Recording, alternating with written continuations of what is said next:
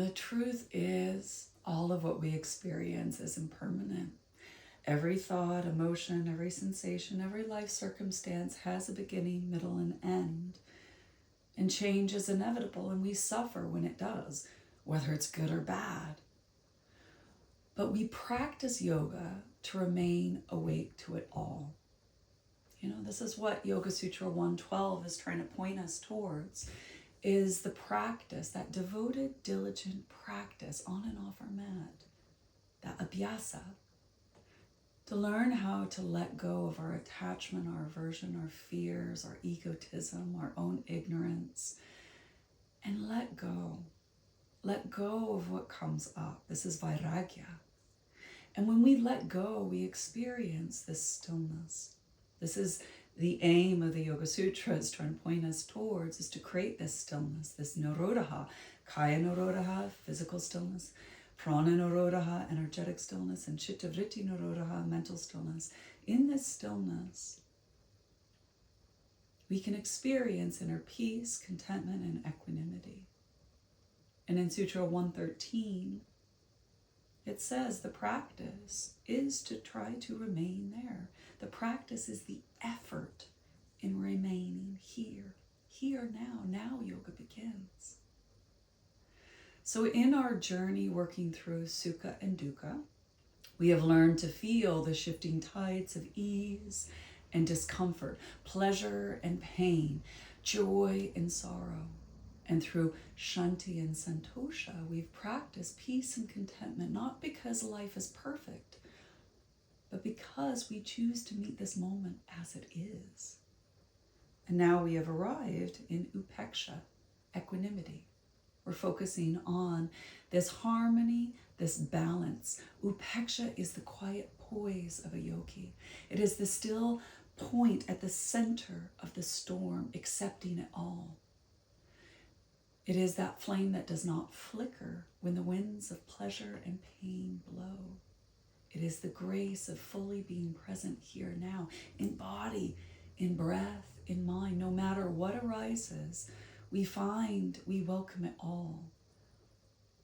That equanimity, that harmony, the balance of meeting this moment just as it is, because all belongs. In the Bhagavad Gītā in 248, it teaches us that yoga is equanimity.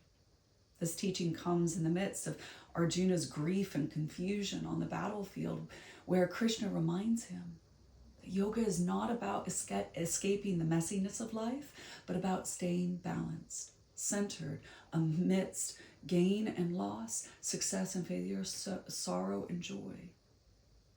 So when we are practicing, Upekṣā asks us, can we stay centered when life pulls us off balance? I'm going to give you a few asanas where we're going to balance on one leg. If you fall over, can you still be centered? Can you still accept this moment just as it is? Can you soften your resistance to what is pleasurable or what is painful? Can you remain steady even when the outer world shifts and stirs in the kind of storm of chaos? Can you sit still and let the waves of thoughts and emotions arise and fall without chasing or fighting them? Can you notice the urge to do something and simply just watch it? Kind of like watching clouds pass the sky and lessening the human doing and just be. Can you feel that quiet presence beneath the busy mind? And just rest there for a while? Can you trust that there's nothing more to do? Nothing more needs to happen in this moment for you to be whole? Can you welcome the simplicity as enough? Because you are enough. And can you meet your practice not as just asana, but a form of meditation? To be able to focus and concentrate, dharana, to meditate in practice, dhyana, and to experience that samadhi, that absorption, body, energy, and mind, consciousness in this embodiment in the here and now. Now yoga begins. And sometimes we can. And yet, most of the time, we're constantly being tossed between Rajaskuna, which is this restless, fiery energy of movement, or Tamaskuna, which is this heavy, dull pull of inertia. And like stormy waves on the ocean's surface, these energies churn through us as often as we breathe in and out. And yet yoga reminds us that we are not only the waves, we are also that vast stillness beneath them. And so the breath reveals this truth. Everybody inhale. Feel that rajasic quality of activity, vitality, that energy. And there's a transition that all of a sudden you awaken to then that tamasic quality of surrender, of letting go, of calmness, of groundness, of heaviness. And then that transition of stillness to the activity of the inhale pattern, the birth, the growth, the excitement. That transition to the exhale pattern. And then it keeps going. And it's that birth, life, decay, death. And the cycle goes on. Rajas, tamas, and in between, sattva guna. So this is a teaching that comes from the wisdom of swara, the natural biorhythms of the subtle body. And it shifts every 90 to 120 minutes. Check out your nostrils. Which one's dominant? Now, hold that understanding and notice when I explain this, notice your thoughts, the quality of your thoughts, the emotions, the quality of your energy, and how you are in your body. So when the right nostril is dominant, this is Pingala Nāḍī that is flowing. This is the solar channel. This is Rajas current of passion, activity, stimulation, movement, dynamic energy. If your left nostril is dominant right now, this is Ida Nāḍī that is flowing. This is the lunar channel. This is the tamasic current of rest, withdrawal, lethargy, stagnation, fatigue, heaviness. You probably want to take a nap. So when both nostrils are evenly flowing, this is the central channel. This is the Sushumna Nāḍī. This is that sattvic quality of calmness, clarity, serenity, harmony, balance. It is when you feel very awake and present, aware, conscious. Now, like I said, this changes every 90 to 120 minutes. In between that change, you have a 3 to 5 minute window when both nostrils are open, and that's usually when you're awake, when you're aware. And as said, you're meant to be meditating in that stage. So we learn to observe these shifting energies without being swept away with it. And this is why one of the practices, Nāḍī Śodhana, alternative nostril breathing, which we're going to be doing in practice, is a good practice to help bring the nadis into balance when we need them, calming our reaction to the waves and remembering that enduring calmness that is always there. And through practice, we're trying to cultivate sattva guna so we can sit and meditate, and experience this clear, balanced field of stillness in which inner peace, contentment, and equanimity can flower as a result of practicing. But it's healthy for you to have a right nostril dominant so you can go out and do things. Healthy to have a left nostril dominant so you can rest when you need to. So we're learning to observe these shifting energies without being caught in the tidal pull all the time, to observe it and yet still be anchored and centered in watching and trying to create more balance rather than pull us more out of balance. So equanimity is not indifference or numbness. It's a capacity to meet life with an open, responsive, receptive, and stable heart.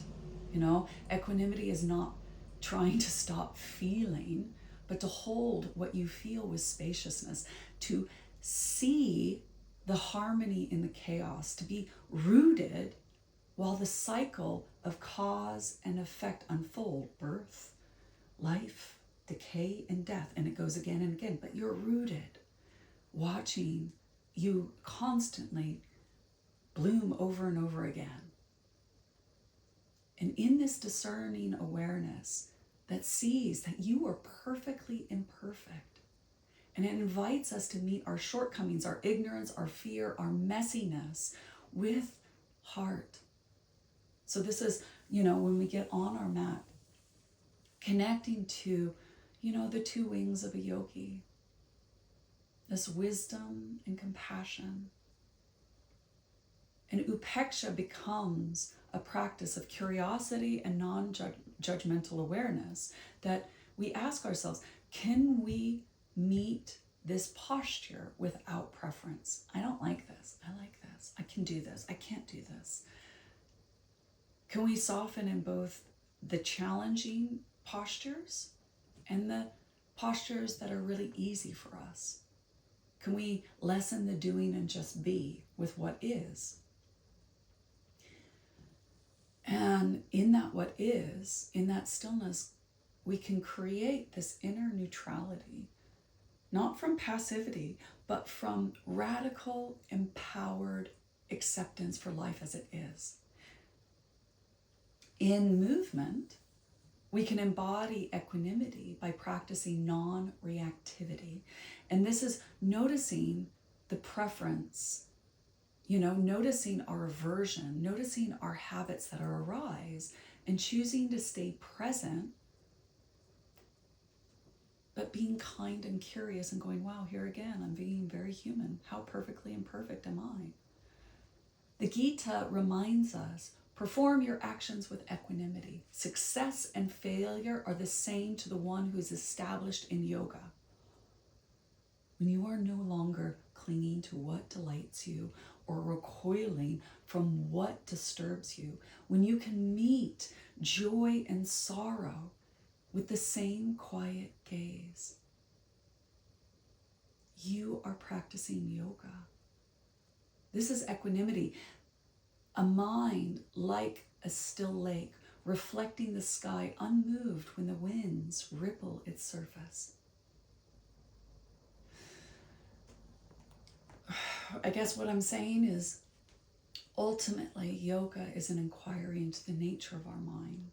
It is an inquiry into the nature of what it's like to have a human body, energy, and heart.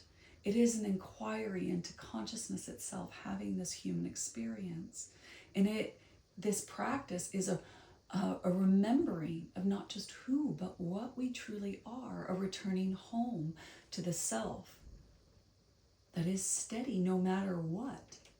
No matter what weather blows, no matter what arises and falls, there is a benign awareness that is effortlessly perceiving through your experience without doing.